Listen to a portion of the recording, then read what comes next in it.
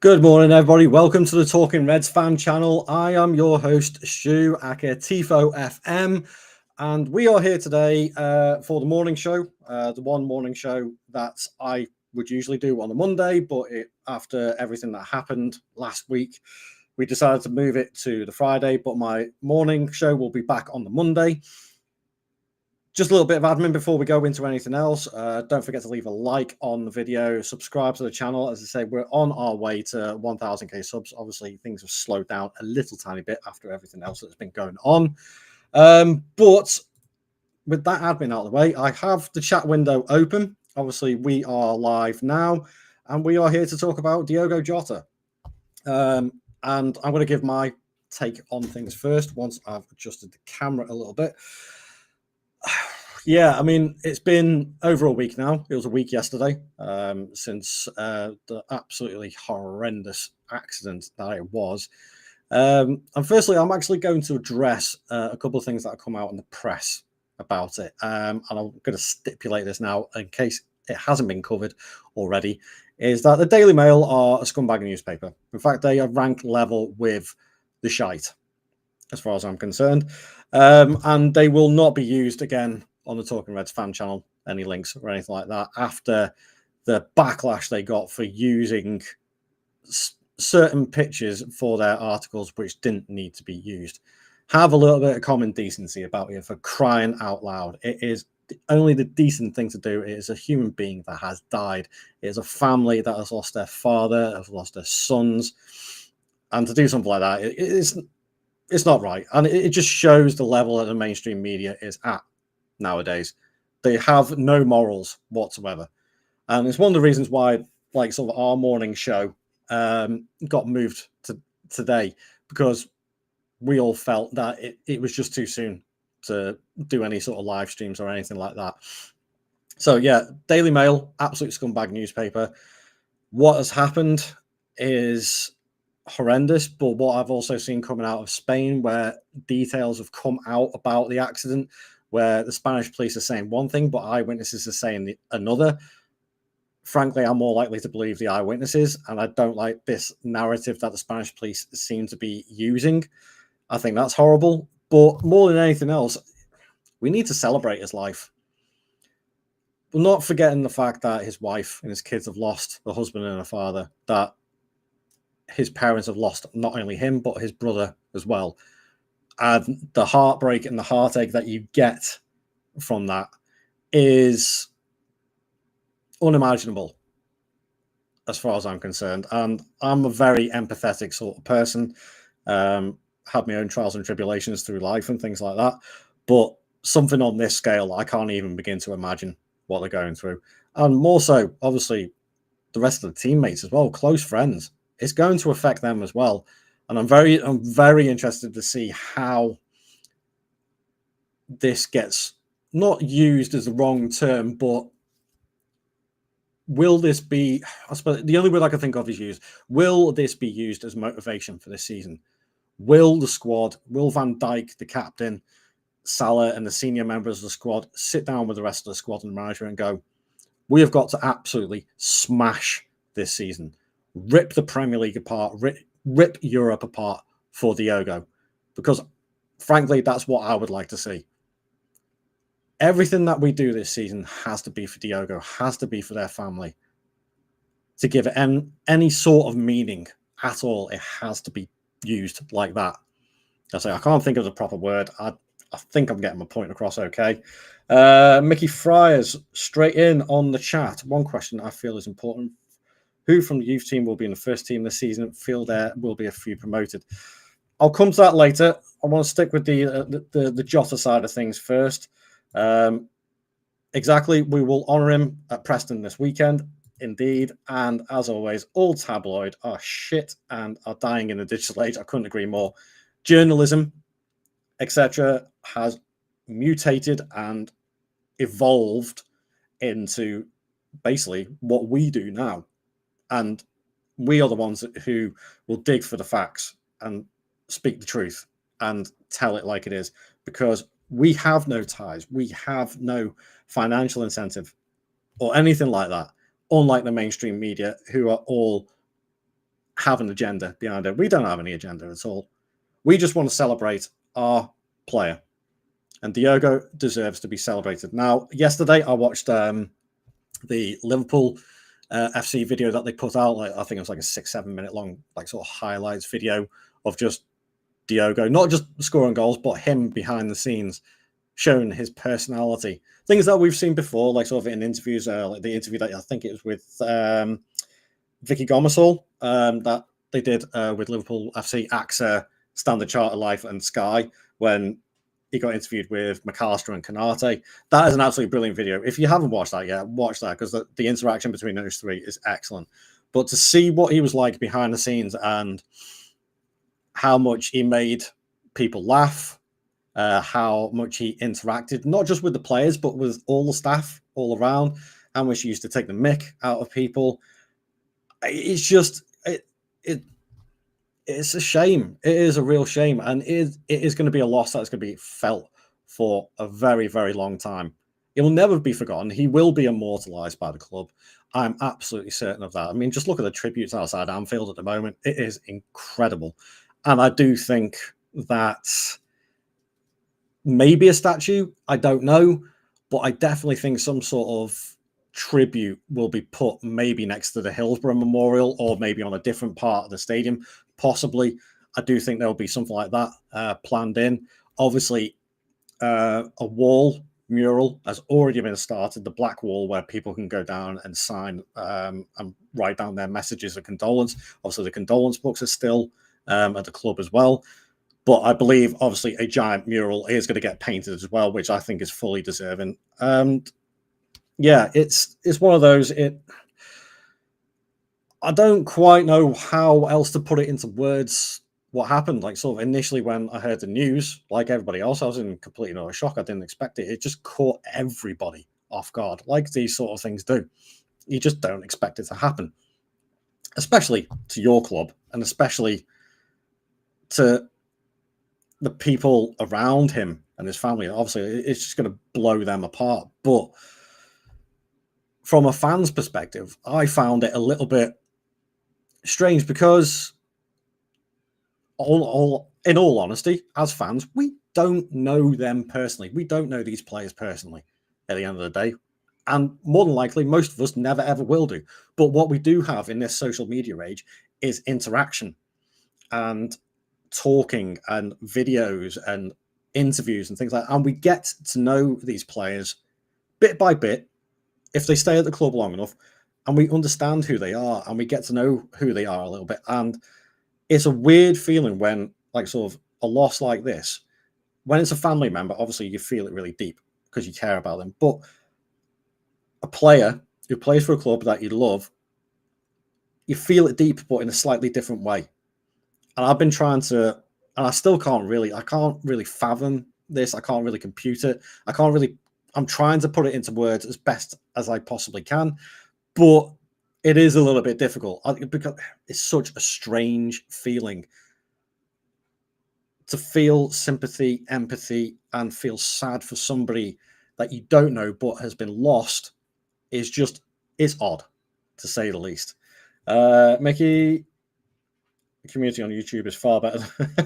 Yeah, I agree on that. You get a lot more truth out of it. Also, you get a lot more. You can get as much shite out of it as well, but you do get a lot more truth out of it as well. And also, as much as he still loved it, Wolves show everything about it. He was more than a forward. He was a friend. Exactly. I mean, the one thing you can take away from this is the amount of tributes, whether it be the goal celebrations, the tributes from the international teammates, the fact that João Cancelo and Ruben Neves played a game only 24 hours before his funeral and then legged it back from America to make it there for his funeral. It shows the type of person that he was. It shows the type of person that he could have continued to be as well. He was cared for. He was loved by everybody that was around him. I haven't heard a single bad word about him at all. And that's a testament to his character. It's a testament to his family, and it's a testament to his wife and his kids, who obviously all shape and mold people. We all do it. We all do. We all shape and mold people who we love and care about. But it just goes to show how well respected he was. And onto another point as well, would he have been a player that would have stayed at the club this summer? Who knows? Who knows? But for me, the 5 years that we got out of him, 4.5, 5 years, were some of the best. And we could have got so much more if it wasn't for his injury record. And I think in the end, he played, I think it was 160 plus games, scored nearly 70 goals. Imagine what he could have produced if he didn't have all those niggly, like sort of mid-term injuries that he had. I'm not saying that he's not a legend in the club, because he is now immortalized in the club. He is there at the top level and will never ever be forgotten. But could you imagine how much more that would have been if he didn't have all those injuries? The amount of games that he has missed, the amount of contributions that he could have put into the club could have been so much more. And that's a shame. I would have loved to have seen more of him, because he was a great player. His tenacity and his knack of getting in the right position at the right time. Prime examples being the goal against Forest last season. First touch, him and Simicast come on, corner, crossed in, header. And those sort of results that won us the title last season. It was those sort of goal contributions that won us the title last season. The goal against Everton, absolutely brilliant. So many more goals that he did score that spring to mind, and he was just a phenomenal finisher. And we could have seen so much more of that. We could have had so much more of that this season. And it's just a shame that we don't get it now. And I mean, it's where do we go from here with him? Well, first and foremost, obviously, we have the game at Preston this weekend, which I'm actually kind of glad they didn't call off. I think it needed to go ahead, not only for the sake of paying tribute to Diogo, but also for the fans and for the players. Because let's face it, football is a business, and the season is only around the corner, and they need to get their heads in the game. So calling off the friendly may have been a mistake. The players may not be ready to play a game, but it's all about getting back on the horse more than anything else. And they need to get that done as soon as possible, because, as I say, the season's only a month away. Only a month. And we've got a lot of preparation to make. And obviously, this will hamper preparations drastically. But we need to make sure that we can move on as well. And I'm sure the players at the club will be getting plenty of help on that front, especially from the sort of in-house medical team, like sort of psychologists and all that sort of stuff.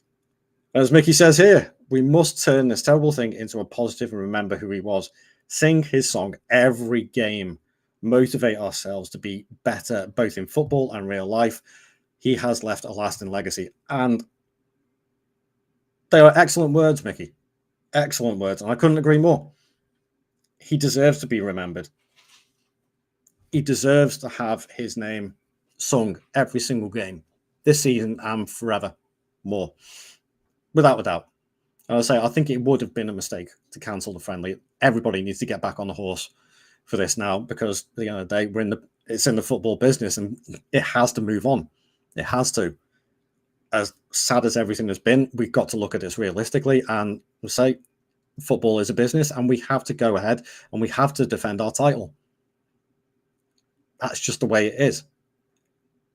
But at the same time, it doesn't mean that we're going to forget him. We could pay tributes to him all the way through the season. Just like every single fan will sing his song for the rest of this season or every single game. I could guarantee as well, when the new shirts come out, sales of his name and number will go through the roof as well. Everybody will remember him. And I would not be surprised in the slightest if the Cop Gang have come up with a new tifo or something like that for the Cop end to celebrate him. There's going to be something. I'm blooming certain of that there's going to be a huge tifo for the Cop or something like that. And if nobody's thought of that idea, well, get on it. because again, I think that is something that is deserved. A massive Diogo Jota tifo for the Kop would be amazing, especially for the first home game of the season, which weirdly enough is on a Friday. Stupid TV rights. Mickey saying, yeah, win it all in his name. Yeah. Every single one. Every single one. Wouldn't that be something? That would be amazing if we could do that. It would. It really would.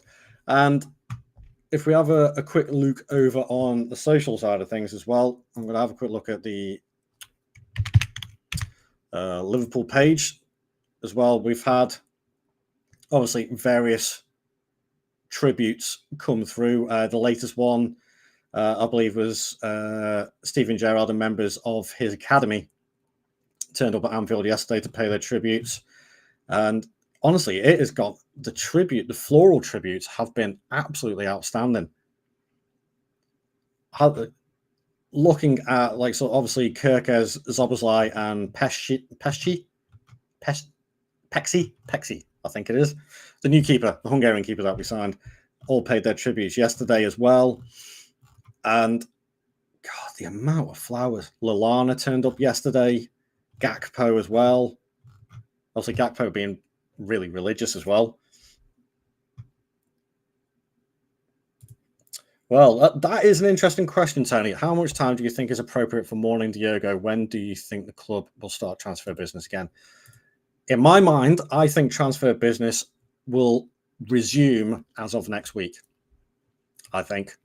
Because, like I said a couple of minutes ago, football is football. Football is a business, and it doesn't stop for anybody, regardless of tragedies. It doesn't. And that's just the realistic way of looking at it. It might sound harsh, but that's just the way it is. It is a business, and it has to keep going. Again, that's why I said, like, so I agree that the game has to go ahead against Preston on the weekend, because they have to get back into that mindset of playing football and playing football to defend the title. But we've got to defend the title for Diogo. We've got to go out and win that again. We've got to go and win out other competitions for Diogo. So the way I look at it is we've got to use it as a positive motivation. I don't think I'm being unrealistic in this view that the club will not sit still. Somebody in the backroom staff will be coming up with a bigger tribute for him. The mourning is going on, but I do think it will finish and transfer business will resume as of next week, because we've still got business to do. There's already bits and pieces coming out this week. But yes, it has been a little bit slower, but that is understandable because of what has actually happened. But as of next week, I think it's back to normal, for want of a better term, that they will move on and start getting players sold and moved on, and then start bringing more players in, because we have still got a lot of business to do, as was shown before this incident happened. And unfortunately, the business doesn't stop. Does it? I don't think that's unrealistic to say. Carrying on through, like, sort of the tributes, obviously Billy Hogan and all that went down to Anfield yesterday to lay their tributes. Honestly, I've never seen that many flowers or tributes in my life. That's a massive amount, huge amount, in fact. And so Tony, I personally think after the game on Sunday, which will be an emotional tribute. Yeah, let's say that's the way I look at it. We've had, obviously, it was a week ago yesterday that the incident happened, so we've had a week. It'll be a week and a half of mourning, and we all know generally in the British working place, unless it's like a really close family member, you don't get that much time off, if any at all, for things like this in the normal British working place. In football, obviously, is a little bit of a different situation, so to speak. But I think, yeah, Monday, it'll be back to business as normal. So near enough. Because don't forget, we've got tour coming up as well. We have got a tour coming up. I think we're going back over to America again. So we've got that coming up. Obviously, we've got transfer business to conclude with some players going out, with the likes of Nunes, maybe Diaz, possibly, and a few others. Elliott, Tyler Morton, and the likes, all potentially leaving the club. So all those transfers are going to be sorted out. And then obviously we've got to bring players in as well. We still need a striker. We still need another centre back. We still need a DM. We could potentially need another left winger, depending on what happens. So a lot of things need to be tied up and finished before the season starts. And a month isn't that long in the grand scheme of things. So our song You Never Walk Alone and how we always come out on top after adversity. Football is a business, but to us fans, it does mean more. Oh, is it Japan that we're going to? I couldn't remember. For some reason, I had it in my head America. I could have sworn we were going to America as well, but I may have got my wires crossed on that one. And yeah, definitely, You Never Walk Alone. That is our song.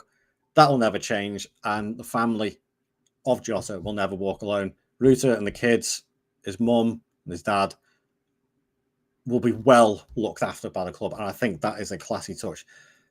What we do have with Liverpool is that we, for the most part, tend to do things right when it comes to these sort of things that are happening. Why they keep on happening to Liverpool, I do not know. With Hillsborough, Heysel, it's weird that it keeps on happening to our club, that we have these huge incidents, but we've always dealt with it. We've always moved on, and we've always gotten stronger because of it. Through adversity, you gain strength. And that's the way it is with our club. And we've always done that. Okay.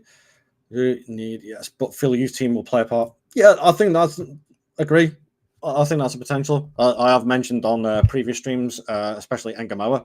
I think he may get a look in this season, depending on game time competitions that we're in. Carabao Cup is a good one. But with Jota obviously not being with the squad anymore and obviously not being with us, yeah, it does leave a sizable hole as well. Can the squad cope with that for this season? Maybe. I don't know. It's a difficult one. I'm finding it hard to put into words how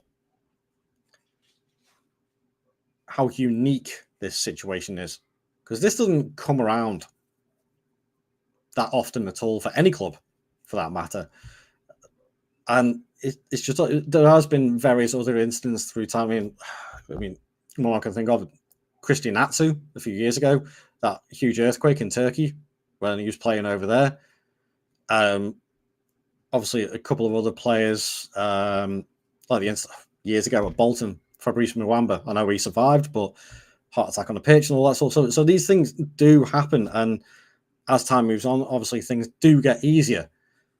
But if there's one club that can survive this and use it in a positive fashion, it's Liverpool. We've done it before, and we could do it again. There is absolutely no doubt in my mind about that.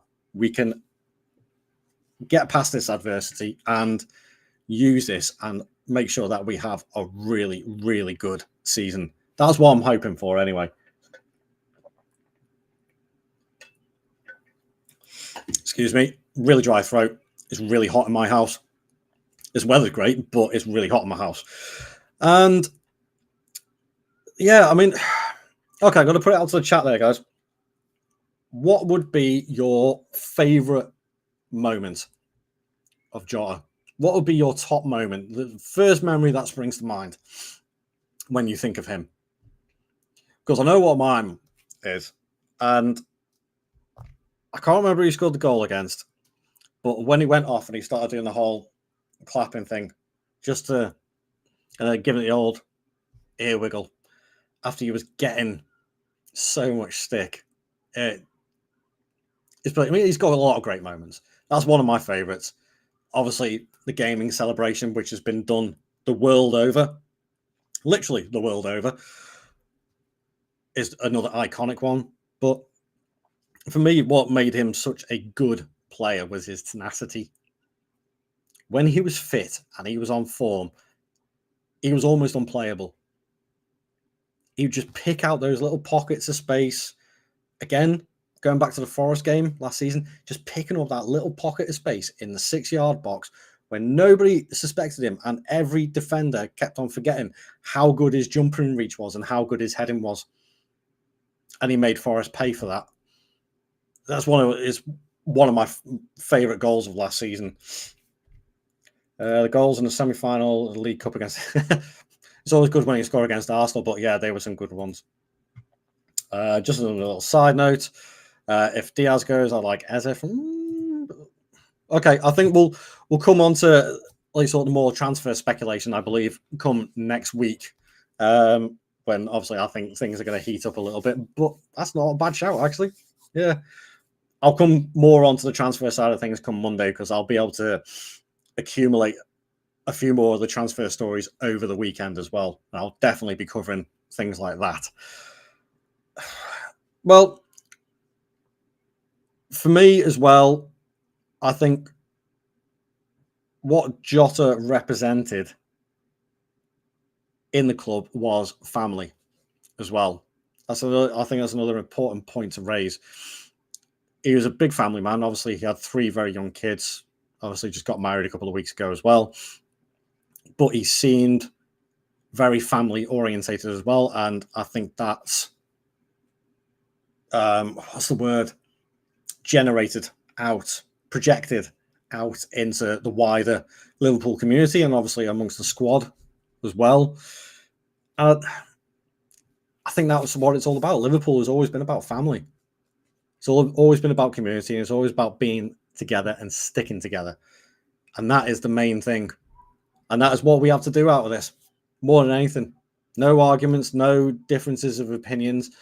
Put all that to one side and just remember that the family has lost 2 sons and the family has lost a husband and a father. That's what it comes down to at the end of the day. We stick together for them, support them, and the club will do the same, and we will make sure we're there for them. Tony is a little triggered over Diaz. His belly feud. Yeah, I mean, I'm not entirely sure about it. Somebody may be able to correct me in the chat on this one. I'm not entirely sure whether that Diaz video was exactly at the time they said it was. I've seen conflicting reports about it. That the video actually happened way before, and it's just been released then to make it look like that. So I don't know if that is true or not. But at the same time, if the rumors are to be believed that a transfer request has been handed in just after this as well, again, sensitivity timing, not the best. And if that is the case, with the support that the club has given Diaz over his own issues whilst he's been in the club, namely the kidnapping of his mum and dad whilst in Colombia, I need to look into this more, and I'm sure more will come to light over the coming days about this. But yeah, I agree with you there, Tony. That is a little bit... It grips on me a little bit, I must say. And yeah, so I'm not entirely sure on the video, like sort of when it was taken, but yeah, if he is trying to get a transfer out of it at this point in time, yeah, that's a little bit naughty to say the least. At least give it a little bit more time. Like we said at the start of the stream, or like Mickey asked, like, so what is the right amount of time? I don't think there is a specific right amount of time. But as I say, football is a business, and he could have waited until at least next week to start thinking about his future. Just give it a little bit more time. I think that would have been the right thing to do. And I don't think as many people would be annoyed about it as they are. But to do it only a few days ago, literally not even a week after everything that happened. Yeah. But then again, we're relying on mainstream media journalism here. So how much truth is in that? I don't know. It's a difficult one to figure out. I mean, is it true? Is it completely true? We don't know fully. But I suspect we will probably find out more details come next week as well. So again, I will cover that more on Monday when it comes around to it. As Mickey says, move on quick, but never forget. And I don't think we ever have forgot any of the tragedies that this club has suffered. I don't think we ever will forget either. And that's what makes our club so good. a damn sight better than some other clubs who will remain nameless at the moment on this channel, but I'm sure a couple of people could take a couple of guesses on who I am talking about. Okay, guys, I'm going to leave it there. We've hit the half-hour mark. I'm starting to get a little bit hot, and I'm starting to get a warning on my camera that it may be overheating as well. Not good. So I'm going to leave it there. Thank you very much for watching, guys. I hope this has been what you needed. But as I say, we move on, onwards and upwards, and we do everything that we can to support the club and the team this season, and we do it for Diogo. It's as simple as that.